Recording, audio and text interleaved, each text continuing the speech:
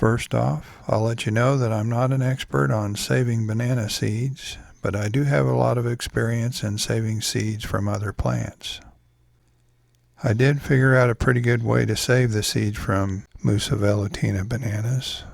In this video, I'll share what worked for me and what didn't.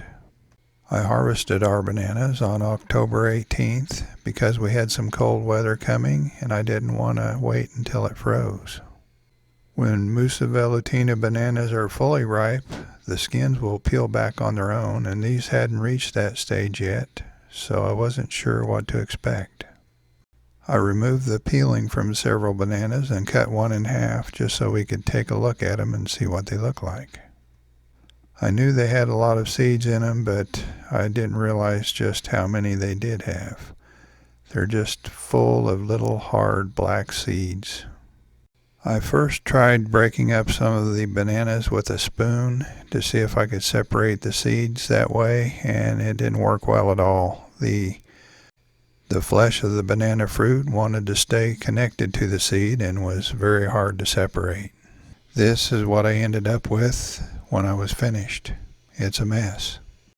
As you can see though, there are a lot of seeds in those bananas. Sometimes fermenting seeds can help remove pulp from around seeds, so I thought I'd give that a try. After 4 days, it was time to see if it worked. After hitting them with the hose, I quickly figured out that it didn't work very well at all. I even tried rubbing them against the screen, but that was a big waste of time too. Not knowing if this was the best I could do, I continued to work on some of the seeds, and this is what I ended up with. As you can see, there's quite a bit of pulp still stuck to the seeds. While I was doing all of that work, the rest of the bananas were on the countertop, and that's where all the magic was happening. Those bananas started to ripen on the countertop, and as you can see, they got pretty mushy. You could even squeeze some of the bananas right out of the skins.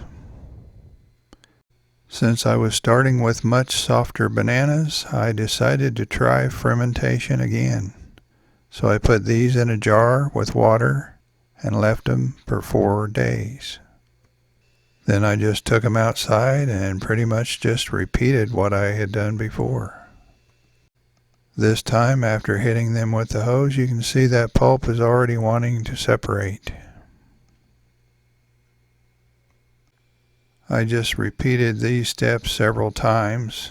I'd hit them with the hose, then I would dump them into the strainer, hit them with the hose again, then I would squish them between my fingers and rub them against the screen. After working them over a bit in the strainer, I put them back in the jar. Then I hit them with the hose again. I tried to use quite a bit of pressure and tried not to knock them out of the jar once it started to fill. Once I got all that loose pulp swirling around in the jar, it kind of naturally separated from the seeds. Then I could pour it out, leaving the seeds at the bottom. It did take a little time, but it really wasn't all that much work. The more times I repeated the process, the cleaner the seeds got. As I mentioned before, it takes a little time, but it's time well spent if you want some banana seeds. There were a few seeds that still had a little pulp left on them, so I ran them through the strainer one more time. Then when you're done to clean the strainer, just flip it over and blast it from the other side. Once I had the seeds fully cleaned, I put them on a paper plate, spread them out, and let them dry. I don't hurry the drying process. Sometimes I let seeds dry for 2 or 3 weeks, or maybe even more. Once I had them indoors, I used a fork to help separate them even more. The main thing is to not leave any large clumps of seeds that are touching each other.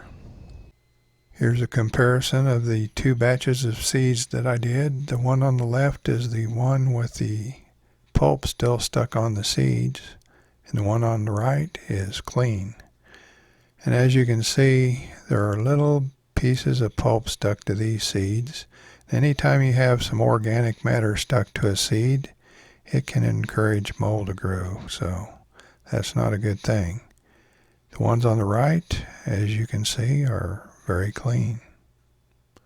If you grow Musa Velutina bananas, let us know about it in the comments. And if you're just now finding this channel, please subscribe. We'll see you next time.